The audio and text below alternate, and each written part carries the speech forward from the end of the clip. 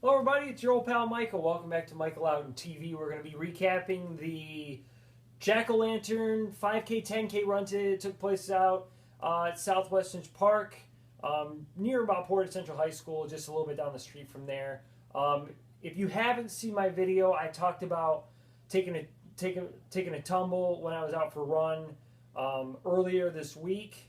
So go ahead, check out that video. I'll post a link to it probably up here. So you can click on that. Details how I injured my knee. And so that happened on a Wednesday. I know this video is coming out about a week after actually the injury happened.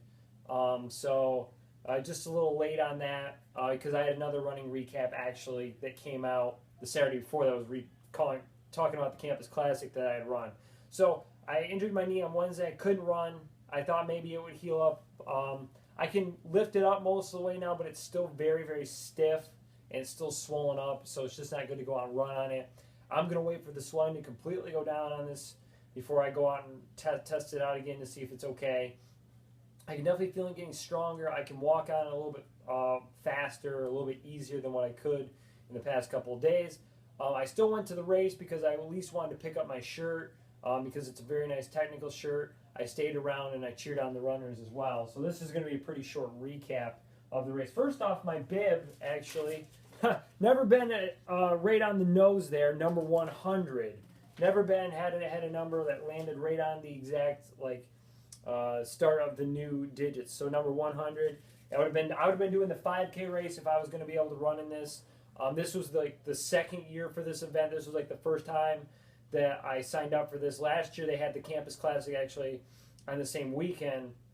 And I could have actually done both because the Jack-O-Lantern run last year in 2014 was in the evening and the Campus Classic was in the morning. So I could have done both, but I thought, no, it would have been too much running to do really in one day just because the races have been so separated. I've done like back-to-back races before, but it's been like a half an hour apart. Hasn't been like, 5-6 hours apart. And I didn't want to take that chance maybe where my legs would get really tired and really stiff possibly. So that's why I didn't run it last year. And I was really excited about running it this year just because last year the winner ran it like in 1930 around that time.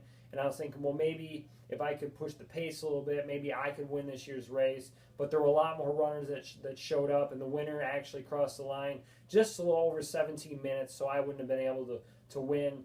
But looking at all the runners' times and when they came in, I would have been about top 5, top 10 overall based on the times I have ran this year, which he's usually been in the mid to low 20s, typically here in this last month.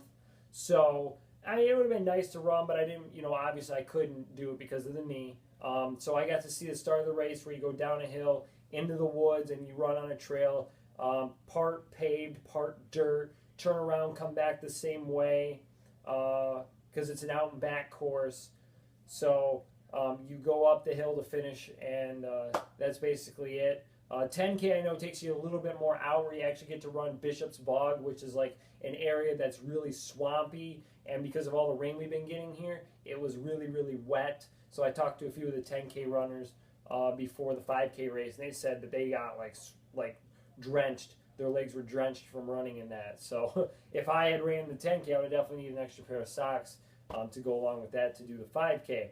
So anyways, here's the shirt of the race. It's a great, goes great with Halloween. It's an orange shirt. It says Jack-O-Lantern 5K and 10K trail run. And then you have all of your media sponsors on the back as well that help support the race. So hopefully next year I'll be able to do this race. I was looking forward to actually running the Roadhog coming up the second week of November. I've decided I'm not going to actually run in that one because I'm thinking probably that's going to be the week that I'm going to get back into the running again, because the first week of November I'm going to just completely take off because the knee's still going to be healing.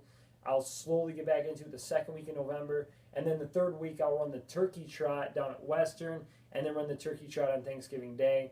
And because of the fact that I only have now 2 more races left in the year, probably doing speed work is not going to be really viable anymore, because after the Turkey Trot race, I'm just going to shut the speed work down because we're going to start going into marathon training, so no more intervals will be necessary because we're going to start doing the speed work with longer tempo miles once we get into that training. So I'm just going to kind of run easy, try to build my mileage up to get to where I can be right where I need to be to start the marathon training coming up the second week of December with Borges Run Camp.